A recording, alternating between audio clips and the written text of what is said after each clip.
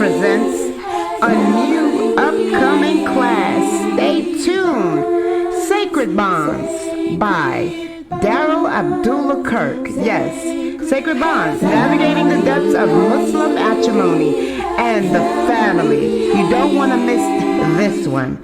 Please stay tuned. Streaming on all major platforms right here on Sunnahfollowers.net.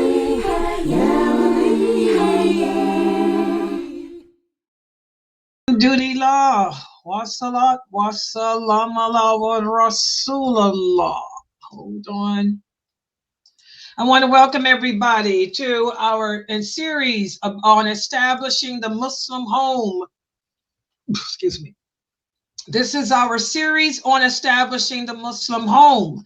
And the last time that we met for this class, we talked about how the Muslim home is supposed to be a sanctuary for the inhabitants of the home.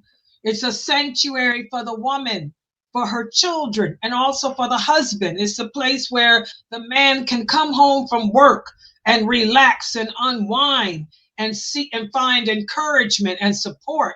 And it's a place where the woman can be free to be herself, to unwind and take off her hijab and be herself. It's a place where the children should feel safe and secure and loved. But unfortunately, it sounds like a fairy tale to many, because many of the Muslim homes are filled with violence. Many of the Muslim homes are filled with fear, and many of the Muslim women dread the arrival of their husbands home from work. And many men don't want to go home to their wives and their children. It's why? Because we've deviated away from true Islam, even to the point where our homes do not represent what they're supposed to represent. And last time we met for this class, we talked about how since we have become a nation of people who have taken on the identity of the non-Muslims, we've also taken on their problems as well. We hear about physical abuse in the home amongst the Muslims too. We hear about sexual abuse. We hear about spiritual abuse even, and this is very common, especially if the adults in the home are people of the dawah. This is sad. Somebody asked me about spiritual abuse. Oh my God. I know a lot of people who are into the dawah scene like myself. And the women that I know who are like me into the dawah scene, they have a hard time being married, because every time they marry, the men try to break them. And I have experienced that too. The men try to break them of the dawah. They try to critique the women and put them down, and demean them, because they don't want them doing dawah. And the same happens to men too. A man comes home and instead of getting the support he needs, encouragement he needs from his wife is not practicing the religion like she should, and so, the people of the dawah have the same problems too.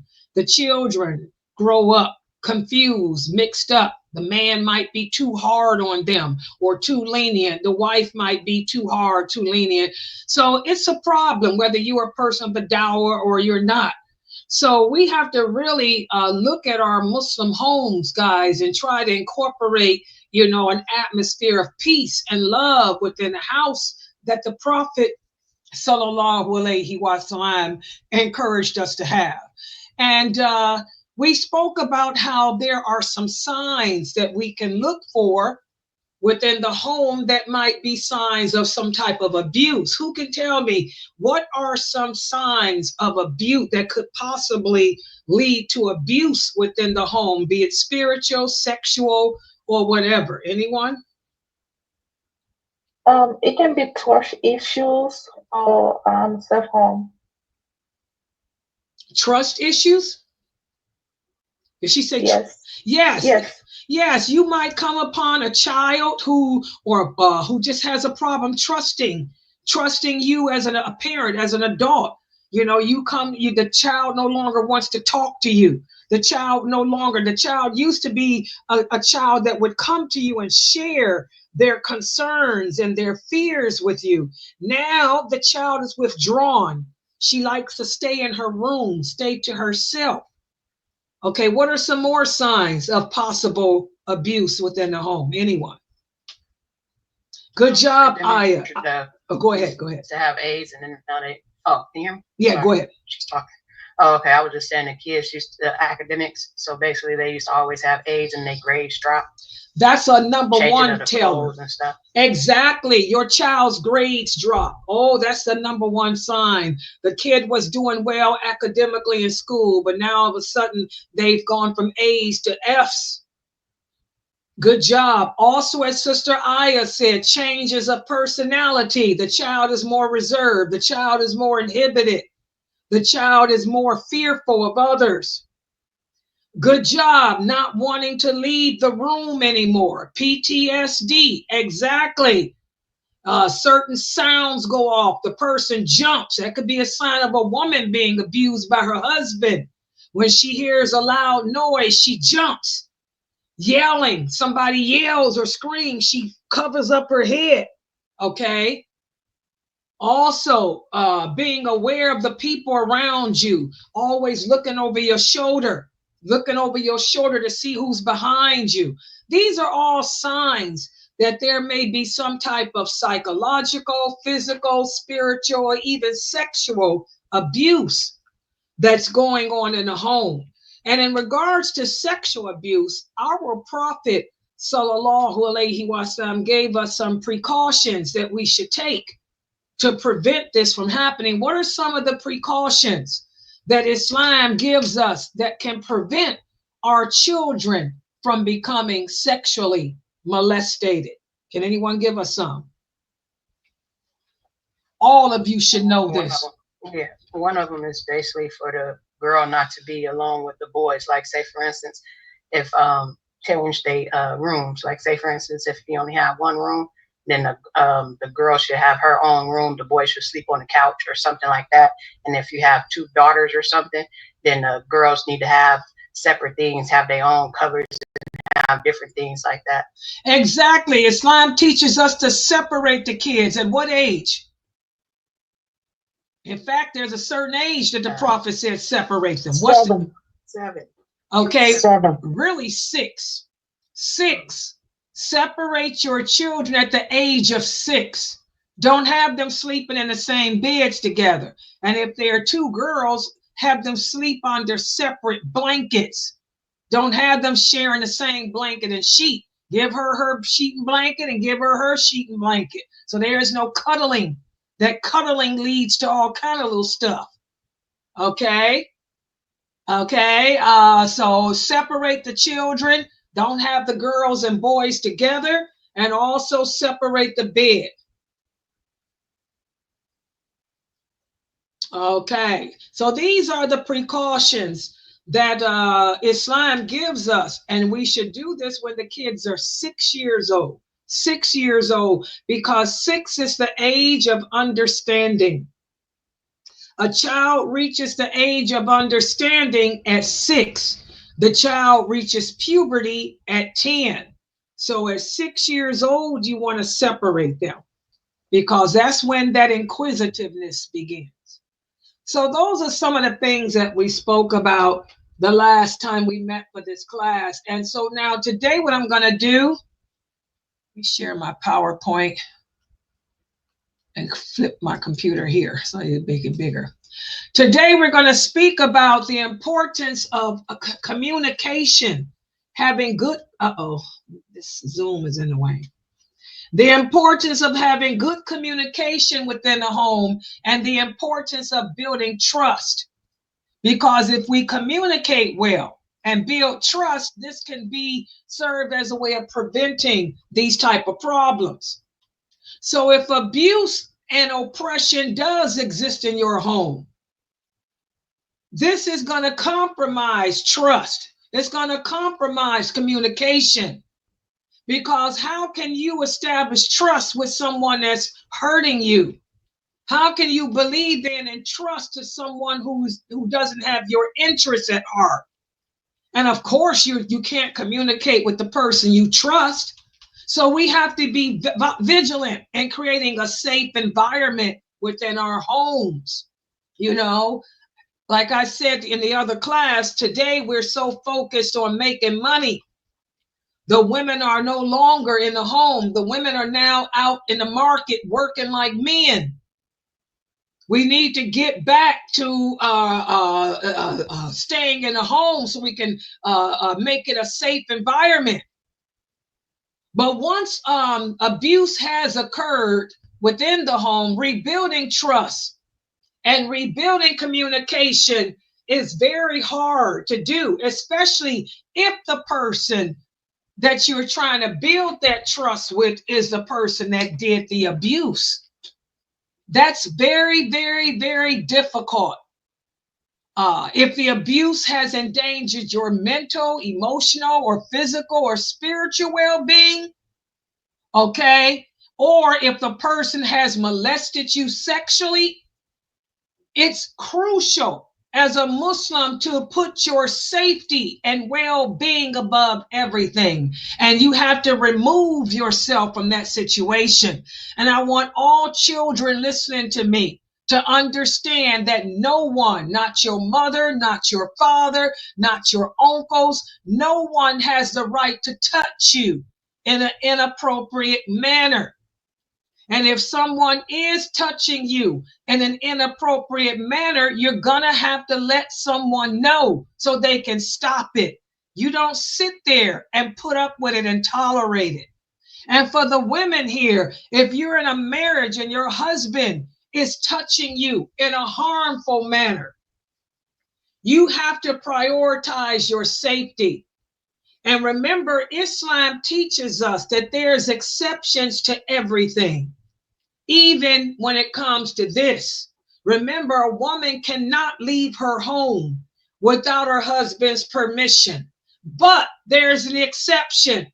The exception is if her husband is physically abusing her. If her husband is physically abusing her or her children, in that case, you need to get out of that house. You need to get to a safe environment. That's the exception. When he leaves to go to work or he leaves to go to the mosque, you pack up and get out of there and take your kids with you. Go to your mom, go to your father, go to a friend's house. That's the exception. And I want all you sisters to understand that. You don't have to sit there and put up with no man abusing you. We have an example with one of the female companions. Her name was Fatima. Fatima, the daughter of Qais. She experienced a difficult marital situation. In fact, it led to a divorce. Her husband used to abuse her physically, and it led to her divorce. After her divorce, she was faced with the problem, whereas her husband, she had no one to provide for her because he divorced her 3 times. Remember, after the second time, the marriage is over. The marriage is over instantly. So this man divorced her for the 3rd time, and she had nowhere to go. She had nowhere to live because she was a Muslim, and her family, other family members were not. Okay? Her husband did not accommodate her. So she went to the prophet and said, "Oh, prophet, what do I do? My husband has divorced me. I have nowhere to go." And the prophet told her to leave the house because the marriage is over. And he told her to go stay with Ibn Maktoum. For those of you who don't know, Ibn Maktoum was one of the companions who was blind. He could not see. And he had a house. And he had a house. So the prophet said, "Go live in Ibn Maktoum's home because he's a blind man. He can't see, he can't get around, and you don't have to worry about him jeopardizing your dignity."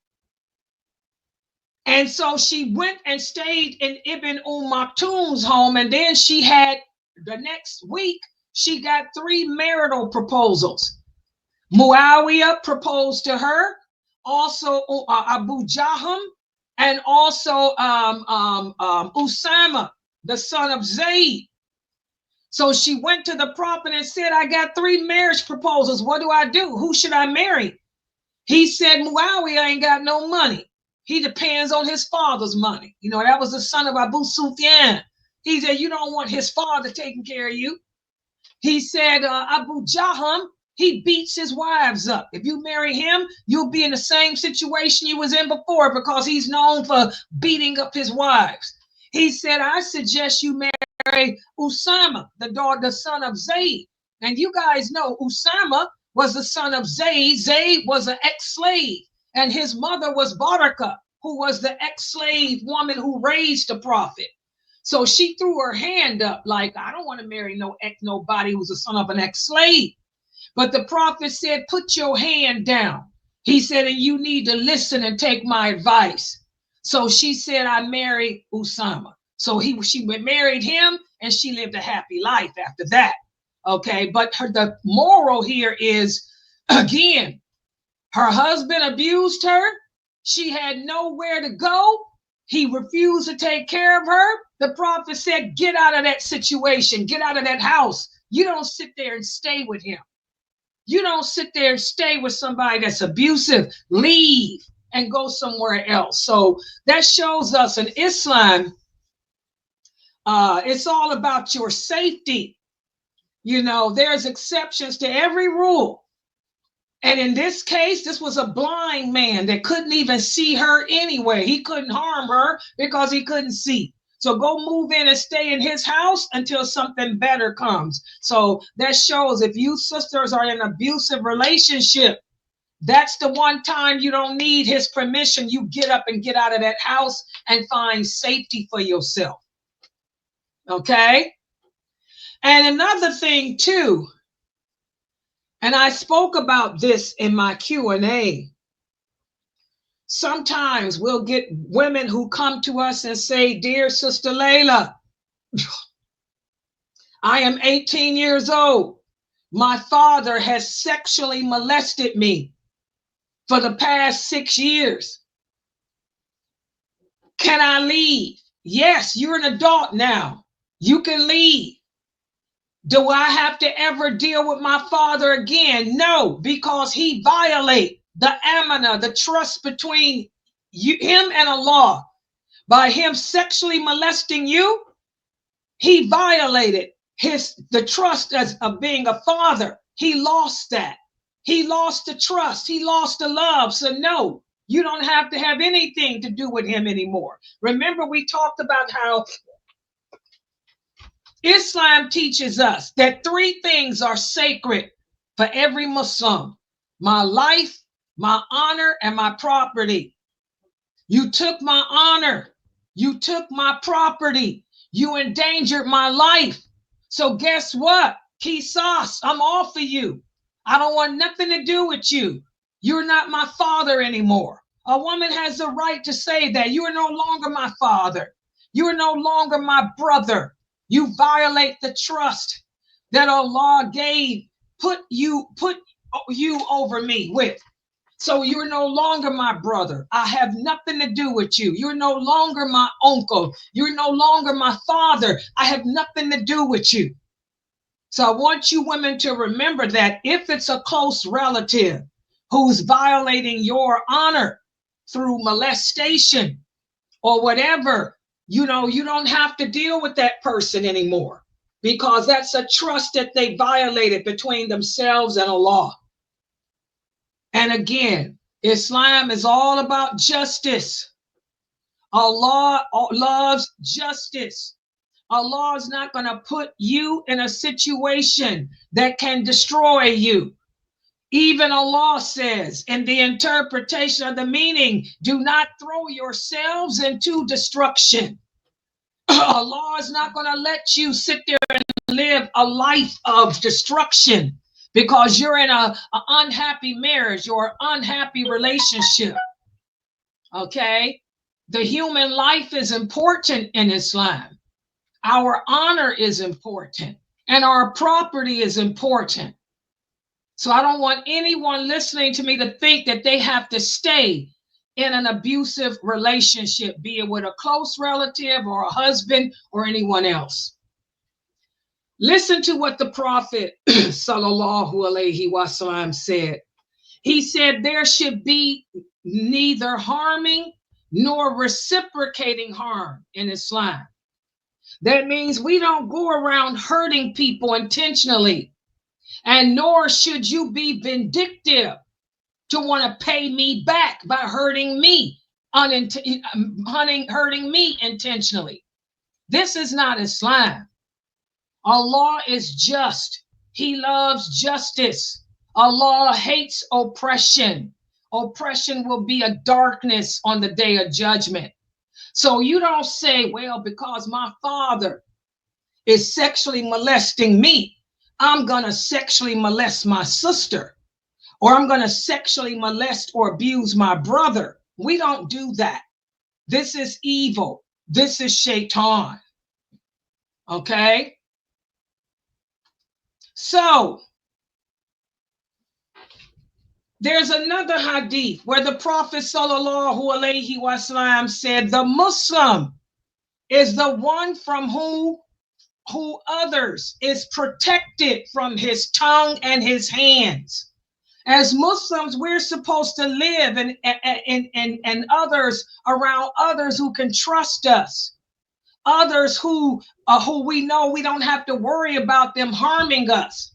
And based on this hadith, this is where the dalil comes, whereas if your father, your brother, or a person close to you violated your life, your honor, your property, you can cut them off then. You don't have to have no more dealing with them because you're no longer safe. How are you going to feel safe around such a person? Okay? Islam teaches us, again, to be kind, to be just, to be kind. We're supposed to live amongst each others on earth as brothers and sisters, wanting the best for one another, protecting the honor of each other. We're not supposed to be backstabbers. We're not supposed to be oppressors. So I want everyone listening to me to understand that.